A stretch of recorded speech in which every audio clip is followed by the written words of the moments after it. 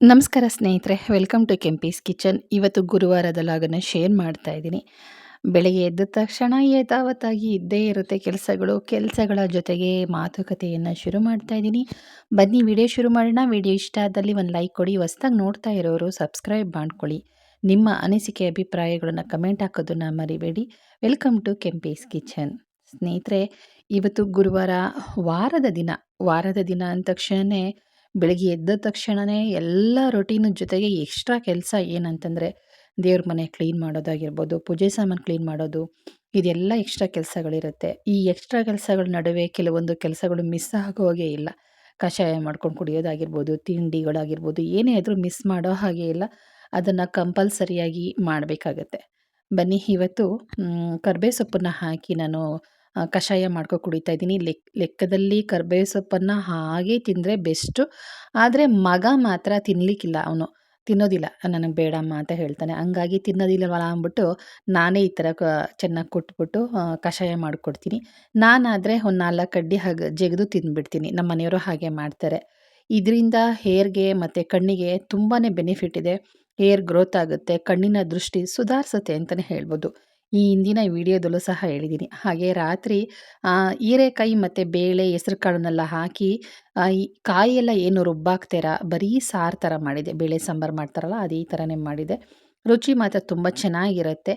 ಯಾವುದೇ ಸಾಂಬಾರು ಮಾಡಬೇಕಾದ್ರೂ ಮಸಾಲ ಪದಾರ್ಥಗಳು ಮತ್ತು ಖಾರದ ಪುಡಿನ ಕುಕ್ಕರ್ಗೆ ಹಾಕಿ ಕೂಗಿಸಿದ್ರೆ ಮಾತ್ರ ರುಚಿ ಚೆನ್ನಾಗೋದಿಲ್ಲ.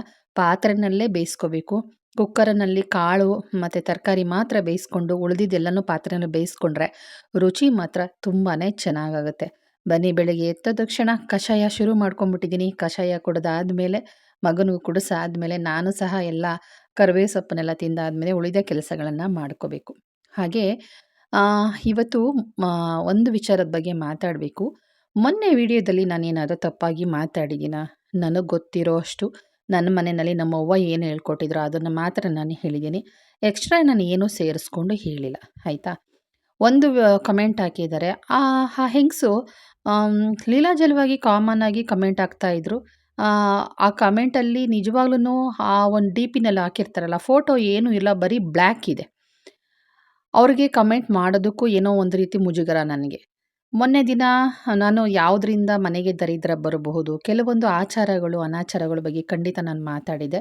ಅದರಲ್ಲಿ ನನ್ನ ಅನಿಸಿಕೆ ಪ್ರಕಾರ 4 ಸಲ ವಿಡಿಯೋಗಳನ್ನು ಕೇಳಿ ನಾನು ವಿಡಿಯೋನ ಅಪ್ಲೋಡ್ ಮಾಡೋದು. ಆದರೆ ಇದ್ರ ಮುಖ ನೋಡೋ ಇದನ್ನು ಮಹಾ ಗರ್ತಿ ಅಂತ ಬೇರೆ ಹೇಳಿದ್ದಾರೆ. ಒಂದು ವಿಚಾರ ತಿಳ್ಕೊಳ್ಳಿ, ನನ್ನ ಚಾನಲ್ಗೆ ಬಂದುಬಿಟ್ಟು, ನನ್ನ ಮನೆಗೆ ಬಂದುಬಿಟ್ಟು ನನ್ನ ಅಂದರೆ ನಾನು ಸುಮ್ಮನೆ ಬಿಡ್ತೀನಾ?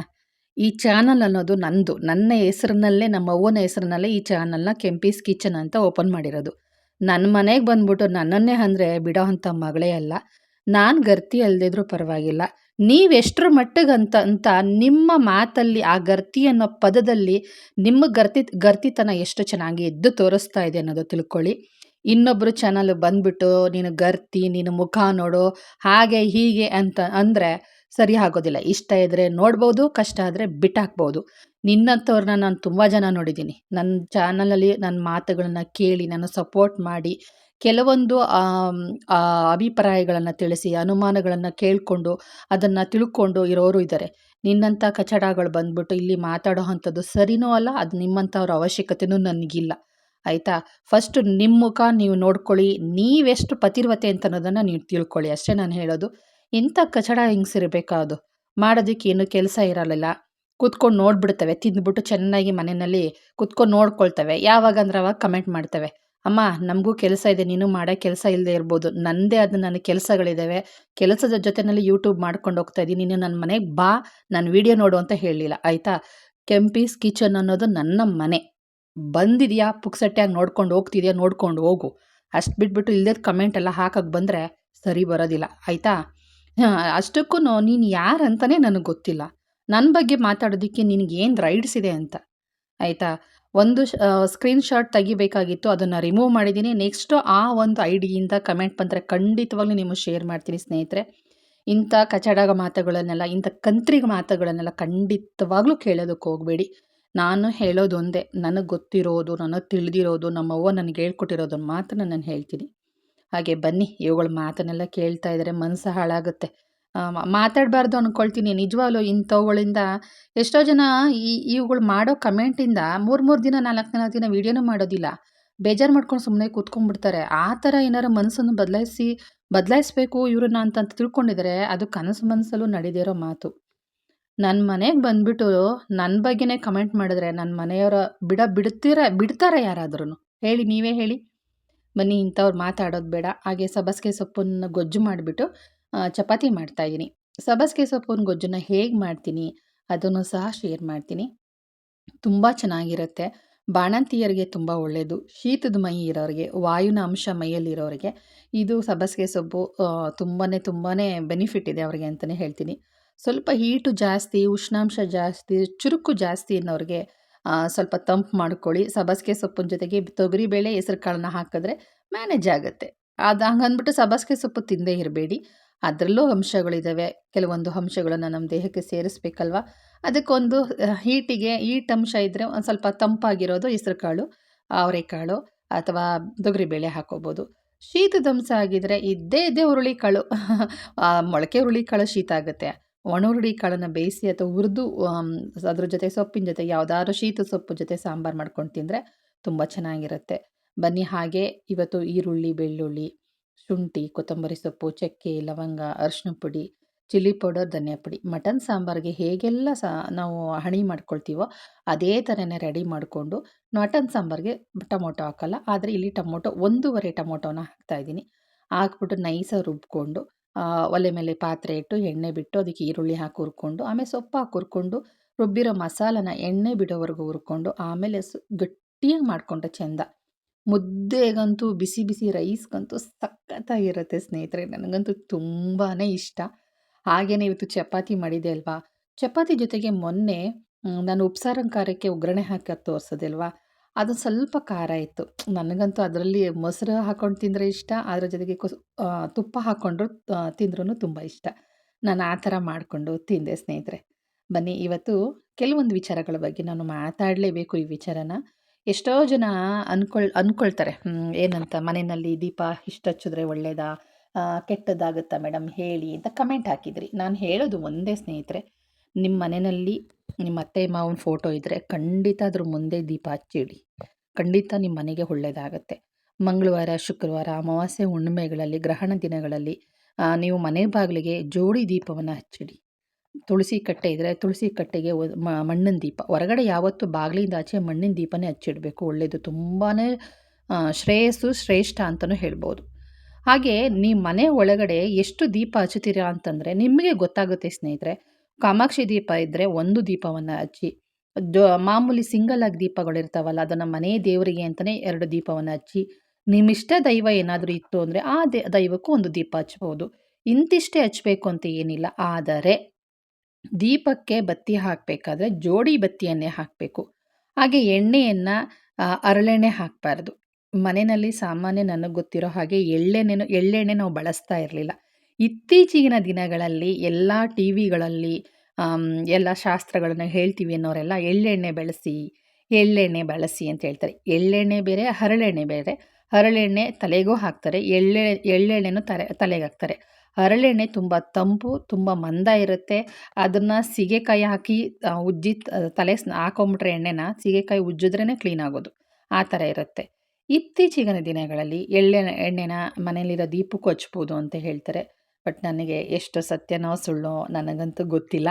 ಆದರೆ ನಾವು ಬಳಸ್ತಾ ಇದ್ದಿದ್ದು ಒಂದು ಕಾಗೆ ಮುಟ್ಟಿದಾಗ, ಹಲ್ಲಿ ಬಿದ್ದಾಗ, ಅಥವಾ ಏನಾದರೂ ಒಂಚೂರು ಮನೆಯಲ್ಲಿ ನೋವುಗಳಾದಾಗ, ಹರಕೆಗಳನ್ನು ಕಟ್ಟಿಕೊಳ್ಳುವಾಗ ಮಾತ್ರ 5 ಥರ ಅಥವಾ 3 ಥರ ಎಣ್ಣೆನ ಮಣ್ಣಿನ ದೀಪಕ್ಕೆ ಹಾಕಿ, ಅದ್ರ ಕೆಳಗಡೆ ಸಗಣಿ ಇಟ್ಟು, ಅದಕ್ಕೆ ಅರಿಶಿನ, ಕುಂಕುಮ, ಅಕ್ಷತೆ ಕಾಳು, ಹೂವನ್ನು ಹಾಕಿ ಇಟ್ಬಿಟ್ಟು, ಆಮೇಲೆ ದೀಪಕ್ಕೂ ಅಷ್ಟೇ, ಮಣ್ಣಿನ ದೀಪಕ್ಕೂ ಅಷ್ಟೇ ಜೋಡಿ ಬತ್ತಿ ಹಾಕಿ, ಅದಕ್ಕೂ ಅರಿಶಿನ, ಕುಂಕುಮ, ಅಕ್ಷತೆ ಕಾಳು ಹಾಕಿ, ಆ ದೀಪದೊಳಗೆ ಒಂದು 5 ರೂಪಾಯಿ ಕಾಯಿನ ಹಾಕ್ಬಿಟ್ಟು ಪೂಜೆ ಮಾಡಿ ದೇವರಿಗೆ ಹರಕೆ ಕಟ್ಕೋತಿದ್ವಿ. ಅಥವಾ ನಮಗೇನಾದ್ರು ದೋಷ ಅಂದರೆ ಏನಾದ್ರೂ ಹಲ್ಲಿಗಿಲ್ಲಿ ಬಿದ್ದಿರುತ್ತಲ್ವ, ಕಾಗೆ ಪಿಕ್ಕೆ ಇಕ್ಬಿಟ್ಟಿರುತ್ತೆ ಅಥವಾ ಮುಡ್ಸ್ಕೊಂಡು ಹೋಗಿರುತ್ತೆ, ಅಂಥ ಸಂದರ್ಭಗಳಲ್ಲಿ, ಅಥವಾ ಬಾವುಲಿ ಏನಾದ್ರು ಮನೆ ಬಂದೋಗಿರುತ್ತೆ, ಅಂಥ ಸಂದರ್ಭಗಳಲ್ಲಿ ಮನೆ ದೇವರಿಗೆ ಒಂದು ದೀಪ ಹಚ್ತಿದ್ವಿ. ಅಥವಾ ಏನಾದ್ರು ಒಳ್ಳೆ ಕಾರ್ಯಗಳಾಗಬೇಕು ಅಂತಂದರೆ ಮನೆ ದೇವರಿಗೆ ಈ ಥರ ದೀಪವನ್ನು, ಹರಕೆ ದೀಪವನ್ನು ಕಟ್ಕೊತಾ ಇದ್ವಿ. ಆವಾಗ ಎಳ್ಳೆಣ್ಣೆ, ಹರಳೆಣ್ಣೆ, ಕೊಬ್ಬರಿ ಎಣ್ಣೆ ಆಮೇಲೆ ಸೂರ್ಯಕಾಂತಿ ಎಣ್ಣೆ, ಈ ಥರ 5 ಥರದ ಎಣ್ಣೆಗಳನ್ನು ಹಾಕಿ ದೀಪ ಹಚ್ತಿದ್ವಿ. ಇಲ್ಲಾಂದರೆ 3 ಥರ, ನಿಮ್ಮ ಮನೆಯಲ್ಲಿ 3 ಥರ ಎಣ್ಣೆ ಇದ್ದರೆ 3 ಥರ ಹಾಕ್ಬೋದು.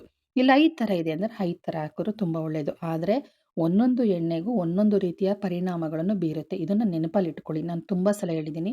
ರೈಸ್ ಬ್ರಾಂಡ್ ಆಯಿಲನ್ನು ನಾನು ದೀಪ ಹಚ್ತಾ ಇದ್ದೆ. ಇದರಿಂದ ನಮ್ಮ ಮನೆ ಕೆಲಸಗಳು ನನಗೆ ಆಗ್ತಾ ಇರಲಿಲ್ಲ. ಯಾವಾಗಲೂ ದೇಹದಲ್ಲಿ ತುಂಬ ನೋವಾಗ್ತಾ ಇತ್ತು. ಅದ್ರ ಜೊತೆಗೆ ಆರೋಗ್ಯದಲ್ಲಿ ಸಮಸ್ಯೆ, ಯಾವುದೇ ಕೆಲಸಗಳಲ್ಲಿ ಏನು ಪ್ರಾಬ್ಲಮ್ ಇರಲಿಲ್ಲ. ಮನಸ್ಸು ತುಂಬ ನೋವಾಗ್ತಾ ಇತ್ತು. ಏನೋ ಕಿರಿಕಿರಿ, ಏನೋ ಮನೆಯೆಲ್ಲ ಒಂಥರ ಮೈಲಿಗೆ ಆದವ್ರ ಥರ ಇರ್ತಿತ್ತು. ನಾನು ಎಲ್ಲ ಥರನೂ ಗಂಜಲ ಹಾಕೋದು, ಅರಿಶಿನ ಹಾಕೋದು ಎಲ್ಲನೂ ಮಾಡ್ತಾಯಿದ್ದೆ. ನಾನಾಗಲೇ ಹೇಳಿದೆ ಅಲ್ವ ಒಂದ್ಸಲ ನಾನು ಪೂಜೆ ಕೂತಾಗ ಈ ಥರ ಆಯಿತು, ದೇವರ ಒಂದು ಆಶೀರ್ವಾದದಿಂದ ಈ ಥರ ಎಣ್ಣೆ ಬದಲಾಯಿಸಿದೆ ಅಂತ. ಆ ಥರ ಒಂದು ದೇವರದು ಕೃಪೆ, ಆಶೀರ್ವಾದದಿಂದ ಎಣ್ಣೆ ಬದಲಾಯಿಸಿದ ಮೇಲೆ ನನಗೆ ಒಂದು ಒಳ್ಳೆಯದಾಯಿತು. ನಾನು ಇವಾಗ ಆನಂದಂ ಎಣ್ಣೆ ತಂದು ದೀಪ ಹಚ್ತೀನಿ. ತುಂಬಾ ಒಳ್ಳೆಯದಿದೆ. ಒಳ್ಳೆಯದಾಗುತ್ತೆ ಕೂಡ, ಹೌದು ಖಂಡಿತ. ಸ್ವಲ್ಪ ದುಡ್ಡು ಜಾಸ್ತಿ ಆದರೂ ಪರವಾಗಿಲ್ಲ, ಖಂಡಿತ ಹಚ್ಚಿ. ಈ ಮಾತನ್ನು ಹೇಳಬೇಕಾದ್ರೆ ಆ ಒಂದು ಕೆಟ್ಟ ಕಮೆಂಟ್ ಬಂದಿತ್ತು, ಆಯಿತಾ? ಹಾಗೆಯೇ ಕಾಮಾಕ್ಷಿ ದೀಪದ ಬಗ್ಗೆ ಕೇಳಿದ್ರಿ. ಸ್ನೇಹಿತರೆ, ಖಂಡಿತವಾಗ್ಲೂ ನನಗೆ ಗೊತ್ತಿಲ್ಲ. ಅದರಲ್ಲಿರೋ ಪ್ರಭಾವಳಿಗಳು ಒಬ್ಬೊಬ್ಬರು ಒಂದೊಂದು ರೀತಿಯಾಗಿ ಎಣಿಕೆಯನ್ನು ಹೇಳ್ತಾರೆ. ಸಮ ಪ್ರಮಾಣದಲ್ಲಿ ಬರಬೇಕು, ಅಥವಾ ಈಗ 3, 5, 9, 12, ಅಥವಾ ಲಾಭ ನಷ್ಟ ಲಾಭ ನಷ್ಟ ಲಾಭ ನಷ್ಟ ಆ ಥರ ಬರಬೇಕು ಅಂತ ಲೆಕ್ಕಾಚಾರ ಹಾಕ್ತಾರೆ. ಪ್ರಭಾವಳಿಗಳನ್ನು ಎಣಿಸ್ಬೇಕಾದ್ರೂ ಕೆಲವೊಂದು ರೀತಿ ನೀತಿಗಳಿದ್ದಾವೆ. ಏಕೆಂದರೆ ಪ್ರಭಾವಳಿಗಳನ್ನ ಯಾವ ರೀತಿಯಾಗಿ ಕೆತ್ತನೆ ಮಾಡಿದ್ದಾರೆ ಅನ್ನೋದು ಮುಖ್ಯ ಆಗಿರುತ್ತೆ. ಕಳಸ ಥರ ಹಾಕ್ಬಿಟ್ಟು ಕಳಸದ ಪಕ್ಕದಲ್ಲಿ ವೀಳ್ಯದೆಲೆ ಥರ ಹಾಕ್ತಾರೆ, ಹೂವು ಥರ ಹಾಕ್ತಾರೆ. ಅದು ಸಹ ಪ್ರಭಾವಳಿ ಸೇರ್ಕೊಳ್ಳುತ್ತಾ ಇಲ್ವಾ ಅನ್ನೋದು ಸಹ ನನ್ನ ಡೌಟ್ ಇದೆ. ಹಾಗಾಗಿ ಕಾಮಾಕ್ಷಿ ದೀಪದ ಬಗ್ಗೆ ನನಗೆ ಹೇಳಬೇಕಾದ್ರೆ ನನಗೆ ಅಷ್ಟೊಂದು ನನಗೆ ಖಂಡಿತವಾಗ್ಲೂ ಗೊತ್ತಿಲ್ಲ. ನನಗೆ ಗೊತ್ತಿರೋದು ಇಷ್ಟೇ. ಲಾಭ ನಷ್ಟ ಅಂತ ಹೇಳಿಸ್ಕೊಂಡು ಪ್ರಭಾವಳಿಗಳನ್ನು ಬಂದಾಗ ಕಳಸಕ್ಕೆ ಲಾಭ ಅಂತ ತಲುಪಬೇಕು, ಅಂತಹ ದೀಪವನ್ನು ತಗೋಬೇಕು ಅನ್ನೋದು ಮಾತ್ರ ನನಗೆ ಗೊತ್ತಿದೆ ಹೊರತು ಬೇರೆ ಏನೂ ಗೊತ್ತಿಲ್ಲ. ಅಷ್ಟೇ ನನಗೆ ಗೊತ್ತಿರೋದು, ಅಷ್ಟೇ ನನ್ನ ಅವ್ವ ನನಗೆ ಹೇಳ್ಕೊಟ್ಟಿರೋದು. ಅವ್ವ ಹೇಳ್ತಾ ಇದ್ರು, ಕಾಮಾಕ್ಷಿ ದೀಪ ಅಂತ ಏನೂ ಇರಲಿಲ್ಲ ಮಗ ನಮ್ಮ ಕಾಲದಲ್ಲಿ, ಇವಾಗ ನಿಮ್ಮ ಕಾಲಕ್ಕೆ ಇದೆಲ್ಲ ಬಂದ್ಬಿಟ್ಟಿದೆ ಅಂತ ಹೇಳೋರು. ಅವ್ವ ಹೇಳಿರೋ ಹಾಗೆ, ಅವ್ವ ಏನವ್ವ ಈ ಥರ ಅಂತಲ್ಲ, ನೋಡೋ ಮಗ, ಈಗ ಮನೆಗೆ ನಾವು ಮೆಟ್ಲು ಹಾಕ್ತೀವಿ, 3 ಮೆಟ್ಲು ಹಾಕಲ್ವ, ಲಾಭ ನಷ್ಟ ಲಾಭ ಅಂದ್ಕೊಂಡು, ಹಂಗೆ ಕಣ್ಮಗ, ಇದು ಹಂಗೆ ಇರಬೇಕು ಅಂದ್ಬಿಟ್ಟು, ಆಮೇಲೆ ಒಂದು 4 ಜನಕ್ಕೆ ಕೇಳಿದ್ಮೇಲೆ, ಆಮೇಲೆ ನಮ್ಮ ಕೆಂಪುಂಜ ಈಸ್ರು ಅಂತ ಇದ್ದಾರೆ ನಮ್ಮ ನಂಜನಗೂಡಲ್ಲಿ. ಇವಾಗಿಲ್ಲ, ತೀರ್ಕೊಂಡ್ಬಿಟ್ರು ಅವರು. ರಾಕ್ಷಸ ಮಂಟಪದಲ್ಲಿದ್ದರು. ಅವ್ರನ್ನ ಕೇಳಿದ್ವಿ, ಈ ಥರ ಅಂತ ಇದ್ದಾರೆ, ಏನು ಗುರುಗಳೇ ತಂದುಬಿಟ್ಟಿದ್ದೀವಿ ದೀಪನ ಅಂತ. ಅವರು ಎಲ್ಲ ಎಣಿಸಿ, ಈ ಥರ ಬಂದ್ರೇ ಈ ಥರ ಒಳ್ಳೆಯದಾಗುತ್ತೆ ಅಂತಂದ್ಬಿಟ್ಟು, ಲಾಭ ಅಂತ ಕಳಸಕ್ಕೆ ಬರಬೇಕು ಕಣಮ್ಮ ಅಂತ ಹೇಳಿಕೊಟ್ರು. ಆವಾಗಲಿಂದ ಕಾಮಾಕ್ಷಿ ದೀಪದ ಬಗ್ಗೆ ನಮಗೆ ಗೊತ್ತಿರೋ ಅಲ್ಪ ಸ್ವಲ್ಪ ಅರಿವು ನಮಗೆ ಇದಾಗಿದ್ದು. ಹಾಗೆ ಸ್ನೇಹಿತರೆ, ಕೆಲವೊಂದು ಸಲ ಕನಸುಗಳಲ್ಲಿ ಕೆಲವೊಂದು ಸೂಚನೆಗಳನ್ನು ಕಾಣಿಸ್ಕೊಳ್ಳುತ್ತೆ. ಕನಸಲ್ಲಿ ಆ ಸೂಚನೆಗಳು ಕಂಡಾಗ ಭಯ, ಆತಂಕ, ಆಮೇಲೆ ಕೆಲವೊಂದು ಕನಸುಗಳು ಮರ್ತೇ ಹೋಗುತ್ತೆ. ನಿಜಕ್ಕೂ ಆ ಮರೆಯುವಂಥ ಕನಸುಗಳು ತುಂಬ ಶ್ರೇಷ್ಠವಾಗಿರೋದು. ಯಾವುದೇ ಕನಸಾಗಲಿ ನೆನಪಲ್ಲಿದ್ದರೆ ಕಾಡಿಸೋದು ಜಾಸ್ತಿ ಕೂಡ ಹೌದು. ಕೆಲವೊಂದು ಕನಸುಗಳನ್ನ ಬೇರೆಯವ್ರ ಜೊತೆ ಹಂಚ್ಕೊಂಡಾಗ ಅದರ ಶಕ್ತಿ ಜಾಸ್ತಿ ಆಗುತ್ತೆ. ಕೆಟ್ಟದ್ದಾಗಿದ್ರೂ ಅಷ್ಟೇ ಶಕ್ತಿ ಜಾಸ್ತಿ ಆಗುತ್ತೆ, ಒಳ್ಳೆಯದಾದರೂ ಶಕ್ತಿ ಜಾಸ್ತಿ ಆಗುತ್ತೆ. ಇನ್ನೊಂದು ಕೆಲವೊಂದು ಕನಸುಗಳನ್ನು ಕೆಲವೊಬ್ಬರ ಹತ್ರ ಹೇಳ್ಕೊಂಡಾಗ ಆ ಕನಸಿನ ಶಕ್ತಿ ಕ್ಷೀಣಿಸುತ್ತೆ ಅಂತಲೇ ಹೇಳ್ಬೋದು. ಈಗ ನಾವು ಉದ್ಧಾರ ಆಗ್ತಾ ಇದ್ದೀವಿ, ನಮ್ಗೆ ಒಳ್ಳೇದಾಗ್ತಾ ಇದೆ, ಯಾರೋ ಬಂದು ನಮ್ಗೆ ಏನೋ ಒಂದು ಒಳ್ಳೇದು ಆಶೀರ್ವಾದ ಮಾಡ್ತಾ ಇದ್ದಾರೆ ಅಂದಾಗ ಖಂಡಿತ ಅದನ್ನು ಬೇರೆಯವ್ರ ಹತ್ರ ಹಂಚ್ಕೊಳ್ಳೋಕೆ ಹೋಗಬಾರ್ದು. ಹಂಚ್ಕೊಳ್ಳೋದಕ್ಕೆ ಹೋದಾಗ ಅವರು ಒಂದು ಏನಂತ ಮನಸ್ಸಿನಲ್ಲಿ ಒಂದು ಅಸೂಯೆ ಅಂತ ಒಬ್ಬ ಮನುಷ್ಯನಿಗಿರುತ್ತಲ್ವ, ಆ ಅಸೂಯೆಯಿಂದ ಆ ಕೆಲಸಗಳು ಆಗೋದಿಲ್ಲ. ಈಗ ನೀವೇನೋ ಒಂದು ಸೈಟೋ, ಮನೆನೋ, ಜಮೀನೋ, ಮದುವೆನೋ, ಅಥವಾ ಅಥವಾ ಏನೋ ಒಂದು ಕೆಲಸದ ಬಗ್ಗೆನೋ, ಅಥವಾ ಏನೋ ಒಂದು ಕಷ್ಟ ಕಾಲದಲ್ಲಿ ಕೋರ್ಟು, ಕಚೇರಿ, ಪೊಲೀಸ್ ಸ್ಟೇಷನ್ನು, ಅಪಮಾನ, ಅವಮಾನಗಳಿಗೆ ಏನೋ ಒಂದು ಸಿಗಾಕೊಂಡಿರ್ತೀರ. ಏನೋ ಒಂದು ಕನಸಿನಲ್ಲಿ ಒಳ್ಳೇದಾಗ್ತಾ ಇದೆ ಅಂತ ಕಂಡಾಗ ಬೇರೆಯವ್ರ ಹತ್ರ ಖಂಡಿತವಾಗ್ಲೂ ಹೇಳ್ಕೊಳಕ್ಕೆ ಹೋಗಬೇಡಿ. ನಿಮ್ಮ ಮುಂದೆ ಖಂಡಿತವಾಗ್ಲೂ ಒಳ್ಳೇದಾಗುತ್ತೆ. ಇವತ್ತು ಕನಸು ಕಂಡಿದ್ದೀನಿ, ನಾಳೆನೇ ಒಳ್ಳೇದಾಗಬೇಕು ಅಂದ್ರೆ ಆಗಲ್ಲ. 6 ತಿಂಗಳು, 3 ತಿಂಗಳು, ವರ್ಷದೊಳಗಡೆ ಖಂಡಿತ ನಿಮ್ಗೆ ಒಳ್ಳೇದಾಗುತ್ತೆ. ಕನಸಿನಲ್ಲಿ ದೀಪ ಕೆಳಗಡೆ ಬಿದ್ದೋಗ್ತಾ ಇದೆ, ಕಳಸ ಬಿದ್ದೋಗ್ತಾ ಇದೆ, ದೇವರ ಫೋಟೋ ಒಡೆದೋಗ್ತಾ ಇದೆ, ಅಥವಾ ನಿಮ್ಮ ಮನೆಗೆ ಹಂದಿ ನುಗ್ತಾ ಇದೆ, ಎಮ್ಮೆ ಕನಸಲ್ಲಿ ಕಾಣಿಸ್ಕೊಂಡ್ರೆ, ಈ ಥರ ಎಮ್ಮೆ ಕನಸಲ್ಲಿ ಕಾಣಿಸ್ಕೊಳ್ಳೋದು, ಹಂದಿ ಕಾಣಿಸ್ಕೊಳ್ಳೋದು, ಕಾಗೆ ಕಾಣಿಸ್ಕೊಳ್ಳೋದು, ಯಾರಾರ ಸತ್ತವರು ಬೆಂಕಿ ಅಂದರೆ ಪಿಂಡ ಕಾಣಿಸ್ಕೊಳ್ಳೋದು, ಕನಸಲ್ಲಿ ನಾವು ಮಟನ್ ಸಾಂಬಾರು ಊಟ ಮಾಡ್ತಾ ಇದ್ದೀವಿ, ಕನಸಲ್ಲಿ ನಾವು ಊಟ ಮಾಡ್ತಾ ಇದ್ದೀವಿ ಅಂತ ಏನಾದರೂ ಕನಸು ಕಾಣ್ತು ಅಂತಂದರೆ ಮನೆಗಳಲ್ಲಿ ಸಾವು ನೋವುಗಳು ಆಗುತ್ತೆ ಅಂತ ಅರ್ಥ. ಖಂಡಿತವಾಗ್ಲೂ ಸ್ನೇಹಿತರೆ, ಸಾವು ನೋವುಗಳು ಆಗುತ್ತೆ ಅಂತ ಅರ್ಥ. ಹಂದಿ ಅಂದ ತಕ್ಷಣ ಕೆಟ್ಟದ್ದು ಅಂದ್ಕೊಂಬೇಡಿ, ದೇವರು. ಕಾಗೆ ಅಂದ ತಕ್ಷಣ ಅಪಶಕುನ ಅಲ್ಲ, ಸೂಚನೆ. ರೆಡಿಯಾಗಿರು ಮಗಳೇ, ರೆಡಿಯಾಗಿರು ಮಗನೇ, ಕಷ್ಟ ಅನ್ನೋದು ಬೆನ್ನಿಂದ ಇದೆ. ಜೋಪಾನ, ಆಡೋ ಮಾತು, ನಡೆಯೋ ನಡೆ, ನುಡಿಯೋ ನುಡಿ ಎರಡೂ ಕಡೆ ಗಮನ ಕೊಡು ಅನ್ನೋ ಒಂದು ಸೂಚನೆ. ಅಯ್ಯೋ!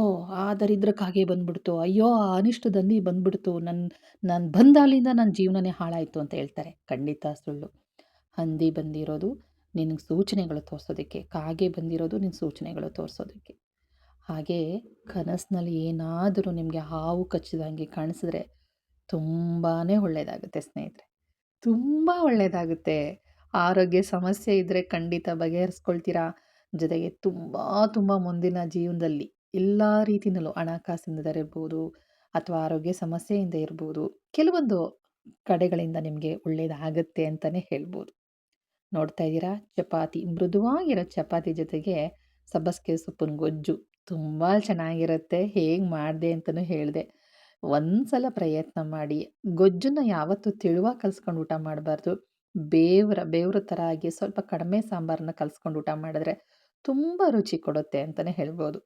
ಹಾಗೆ ಮಾತಾಡ್ತಾ ಇದೆ, ಕನಸಿನಲ್ಲಿ ಹಾವು ಬಂದು ಕಚ್ಚಿದ್ರೆ ಆ ಥರ ಒಳ್ಳೆಯದಾಗುತ್ತೆ ಅಂತ ಸಹ ಹೇಳಿದೆ. ಹಾಗೆ ಕನಸಿನಲ್ಲಿ ಯಾರೋ ಒಬ್ಬರು ಸ್ವಾಮಿಗಳಿಂದ ಅಥವಾ ದೇವಸ್ಥಾನದ ಪುರೋಹಿತರುಗಳಿಂದ ನಮ್ಮ ಕನಸಿನಲ್ಲಿ ಬಂದು ನಮಗೆ ಹೂವಿನ ಹಾರ ಹಾಕ್ತಾ ಇದ್ದಾರೆ ಅಂತಂದರೆ ಸಾವು ಸಮೀಪಿಸ್ದಂಗೆ ಅಂತಲೇ ತಿಳ್ಕೊಳ್ಳಿ. ಹೌದು ಸ್ನೇಹಿತರೆ, ಸಾವು ಬರ್ತಾ ಇದೆ ಅಂತ. ನಿಜವಾಗ್ಲೂ ಕೆಲವೊಂದು ಪದೇ ಪದೇ ಕೆಲವೊಂದು ಕನಸುಗಳು ಕಾಣಿಸ್ಕೊಳ್ಳುತ್ತವೆ. ಹಳೆಯ ದೇವಸ್ಥಾನ, ಯಾವುದೋ ಒಂದು ದೇವರು ನೋಡಿಲ್ದಿರೋವಂಥ ದೇವರುಗಳು ಕಾಣಿಸ್ಕೊಂಡ್ರೆ ನಿಮ್ಮ ಹಳೆ ಹರಕೆಗಳು ಯಾವುದಾದ್ರೂ ಇದೆ ಅಂತ ಅರ್ಥ. ಅದ್ರ ಜೊತೆಗೆ ತುಂಬ ಮುಖ್ಯವಾಗಿ ಮಾಟ ಮಂತ್ರ ಏನಾದರೂ ನಿಮ್ಮ ಜೀವನದಲ್ಲಿ ಏನಾದರೂ ನಡೆದಿದ್ದೇ ಆದರೆ, ಚೇಳು, ಹಾವು ಹಾವು ಕಚ್ಚೋದಿಲ್ಲ, ಕಾಣಿಸ್ಕೊಳ್ಳುತ್ತೆ. ಹಾವು ಕಾಣಿಸ್ಕೊಳ್ಳೋದು ಆ ಥರ ಆಗುತ್ತೆ. ನಿಮ್ಮ ಮೈಯನ್ನು ನಿಮ್ಮ ಕನಸಿನಲ್ಲಿ ಬೆತ್ತಲೆಯಾಗಿ ನೋಡ್ತಾ ಇದ್ದೀರಾ, ಅಥವಾ ನಿಮ್ಮ ಮೈ ಮೇಲಿರೋ ಬಟ್ಟೆನ ಕಿತ್ತಿ ಎಸ್ದುಬಿಟ್ಟು ಬೆತ್ತಲೆಯಾಗಿ ನಿಂತಿರೋಂಗೆ ಕಾಣಿಸ್ಕೊಂಡ್ರೆ, ಅಥವಾ ಯಾರು ಬಂದು ನಿಮ್ಮ ಮೈಯಲ್ಲಿರೋ ಬಟ್ಟೆನ ಬಿಚ್ಚಿ ಎಸ್ದು ನಿಮ್ಮನ್ನು ಬೆತ್ತಲೆಯಾಗಿ ಮಾಡಿದ್ದಾರೆ ಅಂತಂದರೆ, ಅದು ನಿಮ್ಮ ಮಾನಕ್ಕೆ ಒಂದು ಸಂಸ್ಕಾರ ಬರ್ತಾ ಇದೆ. ನಿಮಗೆ ಯಾರೋ ಜೀವನದಲ್ಲಿ ಏಳಿಗೆನೇ ಆಗದೆ ಇರೋ ಹಾಗೆ ಯಾವುದೋ ಒಂದು ದೇವರು ಕೈ ಮುಗಿದಿದ್ದಾರೆ, ಏನೋ ಮಾಟ ಮಂತ್ರ ಮಾಡಿದ್ದಾರೆ, ತುಂಬ ಬಲವಾಗಿ ಮಾಡಿದ್ದಾರೆ, ಲೈಫಲ್ಲಿ ನೀವು ತಲೆನೇ ಎತ್ಕೊಳ್ದಿರೋ ಹಂಗೆ ಮಾಡಿದ್ದಾರೆ, ನಿಮ್ಮನ್ನು ನೀವು ಪ್ರಾಣ ತ್ಯಾಗ ಮಾಡೋ ಹಾಗೆ, ಅಂದರೆ ಆತ್ಮಹತ್ಯೆ ಮಾಡ್ಕೊಳ್ಳೋ ಹಾಗೆ, ಸಾಯೋ ಹಾಗೆ, ಆರೋಗ್ಯದಲ್ಲಿ 108 ತೊಂದರೆಗಳು ಬರೋ ಹಾಗೆ ಖಂಡಿತ ಮಾಡಿದ್ದಾರೆ ಅಂತಲೇ ಲೆಕ್ಕಾಚಾರ. ಕನಸಿನಲ್ಲಿ ತುಂಬ ರೀತಿಯಾಗಿ ಕನಸುಗಳು ಕಾಣಿಸ್ಕೊಳ್ಳುತ್ತೆ. ಎಚ್ಚರಿಕೆಯಿಂದ ಇರಿ. ಎಷ್ಟೋ ಸಲ ನಿಮಗೆ ಗೊತ್ತಿರೋದಿಲ್ಲ, ಕಾಗೆ ಬಂದು ಊಟ ಮಾಡೋ ಅನ್ನ ಮಾಡೋ ಪಾತ್ರೆಗೆ ಬಂದು ಬಾಯಿ ಹಾಕಿ ಹೋಗಿರುತ್ತೆ. ನಾಯಿ ಅನ್ನ ಮಾಡೋ ಪಾತ್ರೆಗೆ ಬಾಯಿ ಹಾಕಿ ಹೋಗಿರುತ್ತೆ. ಆಚೆ ಹಾಲಿನ ಪ್ಯಾಕೆಟ್ಗೆ ಕಾಗೆ ಬಂದು ಕುಟ್ಕಿ ಆ ಹಾಲನ್ನು ಕುಡಿದು ಅಥವಾ ಚೆಲ್ಲೋ ಹೋಗಿರುತ್ತೆ. ಇವೆಲ್ಲ ನಿಮಗೆ ಸೂಚನೆಗಳು ಮನೆಯಲ್ಲಿ ಗೊತ್ತಾಗ್ತಾ ಇರುತ್ತೆ. ಎಲ್ಲನೂ ನೀವು ಪ್ರತಿಯೊಂದು ಗಮನಿಸಬೇಕು. ಒಬ್ಬ ಮುತ್ತೈದೆ ಹೆಣ್ಣು ಮಗಳಿಗೆ ಅಪ್ಪಿತಪ್ಪಿ ಮಂಗಳವಾರ ಅನ್ನೋಂಗಿಲ್ಲ, ಶುಕ್ರವಾರ ಅನ್ನೋಂಗಿಲ್ಲ, ಅಮಾವಾಸ್ಯೆ ಹುಣ್ಮೆಗಳಲ್ಲಿ ಮುಸ್ಸಂಜೆ ಟೈಮಲ್ಲಿ ಅಥವಾ ಎಲ್ಲೋ ಗೊತ್ತಿಲ್ಲದೇನೋ ಮಾಂಗಲ್ಯ ಚೈನ್ ಕಟ್ಟಾಯಿತು, ಅಥವಾ ಯಾರೋ ಹಿಡ್ಕೊಂಡು ಎಳೆದು ಕಟ್ಟಾಯಿತು, ಮಕ್ಕಳು ಹಿಡ್ಕೊಂಡು ಎಳೆದ್ಬಿಟ್ಟು ಕಟ್ಟಾಯಿತು, ಅಥವಾ ತಾಳಿ ಅಕ್ಕಪಕ್ಕದಲ್ಲಿರೋ ಕಾಸು ಅಥವಾ ಗುಂಡು ಮಗು ಬಂದು ಬಾಯಿಂದ ಕಡಿದು ಅದನ್ನು ಹತ್ಕೊಂಡಂಗಾಯಿತು, ಆ ಒಂದು ಕಾಸು ಹತ್ಕೊಂಡಂಗಾಯಿತು, ಅಥವಾ ತಾಳಿ ಗುಂಡು ಹತ್ಕೊಂಡಂಗೆ ಆಗಿದೆ, ಅಥವಾ ಇಷ್ಟು ವರ್ಷ ತಾಳಿ ಗುಂಡು ನನಗೇನೂ ಆಗಿರಲಿಲ್ಲ, ಯಾಕೋ ಇವತ್ತೋ ನೆನ್ನೆನೋ ಈ ಥರ ಆಗಿದೆ ಅಂತೆಲ್ಲ ನಿಮಗೆ ಕನಸು ಕಾಣಿದ್ರೆ ನಿಮ್ಮ ಗಂಡಂಗೆ ಏನೋ ತೊಂದರೆ ಆಗ್ತಾ ಇದೆ, ಹುಷಾರಾಗಿ ಕಾಪಾಡ್ಕೊಳ್ಳಿ. ಅದು ಪ್ರಾಣಕ್ಕೆ ತೊಂದರೆ ಆಗ್ತಾ ಇದೆ ಅಂತಲೇ ಅರ್ಥ. ಅದನ್ನು ನೆನಪಲ್ಲಿಟ್ಕೊಳ್ಳಿ ಸ್ನೇಹಿತರೆ. ಯಾಕೆಂದರೆ ಈ ಕೆಲವೊಂದು ತಪ್ಪುಗಳಿಂದ ಏನೂ ಆಗಲ್ಲ, ಇವೆಲ್ಲ ಮೂಢನಂಬಿಕೆಗಳು. ಇವತ್ತಿನ ದಿವಸದಲ್ಲೂ ಇದು ಇದೆಯಾ ಅಂತಂದರೆ ಖಂಡಿತವಾಗ್ಲೂ ಇದೆ. ಯಾಕೆಂದರೆ ಅದು ನೋವನ್ನು ಅನುಭವಿಸಿರೋರು ಮಾತ್ರ ಗೊತ್ತಿರುತ್ತೆ ಅದು ನೋವುಗಳು ಏನಂತಂತ. ಅದು ಚೆನ್ನಾಗೇ ಇದ್ದಾರಲ್ಲ ನನ್ನ ಗಂಡ, ಆರೋಗ್ಯ ಸಮಸ್ಯೆ ಏನೂ ಇಲ್ವಲ್ಲ, ಯಾಕೆ ಈ ಥರ ಆಯಿತು, ಏನಾಗಲ್ಲ ಬಿಡು ಅಂತ ಅನ್ಬೋದು. ಆರೋಗ್ಯ ಸಮಸ್ಯೆ ಇಲ್ದಿರೇನೋ ಗಂಡ ಹೊರಗಡೆ ಓಡಾಡ್ತಾರಲ್ವ ಗಾಡಿನಲ್ಲಿ, ಗಂಡ ಅನ್ನೋರಿಗೆ ಆ ಹೃದಯ ಅನ್ನೋದು ಇರುತ್ತಲ್ವ, ಆ ದೇಹ ಅನ್ನೋದು ಇರುತ್ತಲ್ವ, ಮನಸ್ಸು ಅನ್ನೋದು ಇರುತ್ತಲ್ವ, ಅವ್ರು ಜೀವಂತವಾಗಿದ್ದಾರಲ್ವ, ಅವ್ರಿಗೇನೂ ಆಗಲ್ಲ ಅಂತ ಹೇಗೆ ಅಂದ್ಕೊಳ್ಳೋದು ಅಲ್ವಾ? ಇದನ್ನು ನೆನಪಲ್ಲಿಟ್ಕೊಳ್ಳಿ ಸ್ನೇಹಿತರೆ. ಯಾಕೆಂದರೆ ಲೈಫಲ್ಲಿ ಕೆಲವೊಂದು ಪ್ರಕೃತಿ ಮಾತಾಡತ್ತೆ. ಯಾವಾಗಲೂ ಹೇಳ್ತಾ ಇರ್ತೀನಿ, ಪ್ರಕೃತಿ ಮಾತಾಡತ್ತೆ. ಪ್ರಕೃತಿ ಜೊತೆ ಮಾತಾಡಿ ನೀವು. ಎಷ್ಟೋ ನೋವುಗಳಿಗೆ ಪ್ರಕೃತಿ ಮಾತಾಡತ್ತೆ. ಹೇಳೋಕೆ ಹೋಗ್ಬೇಡಿ ಯಾರಿಗೂನು. ನಿಮಗೆ ಕಷ್ಟ ಆಗ್ತಾ ಇದೆಯಾ? ನಿಮ್ಮ ದೇಹದಲ್ಲಿ ತೊಂದರೆ ಆಗ್ತಾ ಇದೆಯಾ? ಹೇಳ್ಕೊಳ್ಳಿ. ನಿಮ್ಮ ಶರೀರ ಒಬ್ಬ ದೇವತೆ. ಆ ದೇವತೆಗೆ ಹತ್ರ ಹೇಳ್ಕೊಳ್ಳಿ. ನನಗೆ ಈ ಥರ ತೊಂದರೆ ಆಗ್ತಾ ಇದೆ. ಅಮ್ಮ ನೀನಿಲ್ಲ ಅಂದರೆ ನಾನಿಲ್ಲ. ಈ ಮನಸ್ಸು, ಅಹಂಕಾರ, ದುರಹಂಕಾರ ಎಲ್ಲ ನೀನು ಕೊಟ್ಟಿರೋ ನೀನು ಕೊಟ್ಟು ನೀನು ತೀಡಿರೋ ರೂಪ ಕೊಟ್ಟಿರೋ ದೇಹಕ್ಕೆ ಬಂದು ಸೇರ್ಕೊಂಡಿರೋದು ಅದು. ಈ ನಾನು ಅನ್ನೋ 2 ಅಕ್ಷರನೂ ಸಹ ಬಂದು ನೀನು ರೂಪ ಕೊಟ್ಟಿರೋದಕ್ಕೆ ಬಂದು ಸೇರ್ಕೊಂಡಿರೋದು ಅಮ್ಮ. ಅಮ್ಮ ನನ್ನಿಂದ ತಪ್ಪಾಗಿದೆ ಕ್ಷಮಿಸು ಅಮ್ಮ, ನನ್ನ ಆರೋಗ್ಯ ಕಾಪಾಡು. ಈ ಥರ ಎಲ್ಲ ತೊಂದರೆ ಆಗ್ತಾ ಇದೆ. ನರನಾಡಿಗಳೆಲ್ಲ ತೊಂದರೆ ಆಗ್ತಾ ಇದೆ. ನಿಮ್ಗೆ ಯಾವ ಭಾಗದಲ್ಲಿ ತೊಂದರೆ ಆಗ್ತಾ ಇದೆಯೋ ಅದಕ್ಕೆ ಒಂದು ಹೆಣ್ಣಿನ ಒಂದು ಒಂದು ರೂಪ ಕೊಟ್ಟು, ಹೆಣ್ಣಿನ ಭಾವನೆಯಿಂದ ಖಂಡಿತ ಅದ್ರ ಜೊತೆ ಮಾತಾಡಿ. ಗರ್ಭಕೋಶ ತೊಂದರೆ ಆಗ್ತಾ ಇದೆಯಾ? ದೇಹದಲ್ಲಿ ಯಾವ ಭಾಗ ನರ, ನಾಡಿಗಳು ಯಾವ ತೊಂದರೆ ಆಗ್ತಾ ಇದೆ? ಖಂಡಿತ ಮಾತಾಡಿ ಸ್ನೇಹಿತರೆ. ಪ್ರಕೃತಿ ಮಾತಾಡತ್ತೆ. ನಿಮ್ಮ ಕಷ್ಟದ ಜೊತೆಗೆ ಮಾತಾಡಿ. ನಿಮ್ಮ ಸುಖದ ಜೊತೆಗೆ ಮಾತಾಡಿ. ಸುಖಕ್ಕೆ ಒಂದು ಥ್ಯಾಂಕ್ಸ್ ಹೇಳಿ.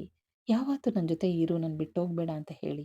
ಖಂಡಿತವಾಗ್ಲೂ ಒಬ್ರ ಹತ್ರ ದುಡ್ಡು ಕೊಡಬೇಕಾದ್ರೆ ಯಾವ ಬರ್ತೀಯ ಮತ್ತೆ ನನ್ನ ಕೈಗೆ? ಹೋಗ್ತಾ ಇದೆಯಲ್ಲ ಅಂತ ಕೇಳಿ ದುಡ್ಡನ್ನ.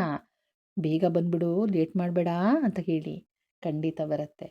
ಏನು ಮೇಡಮ್ ಈ ಥರ ಜನ ನಮ್ಮ ನೋಡಿದ್ರೆ ಹುಚ್ಚರನಲ್ವಾ ಅಂತಂದರೆ, ಜೋರಾಗಿ ಮಾತಾಡಿ ಅಂತ ಹೇಳಿಲ್ವಲ್ಲ, ಮನಸ್ಸಲ್ಲೇ ಮಾತಾಡ್ಕೊಳ್ಳಿ.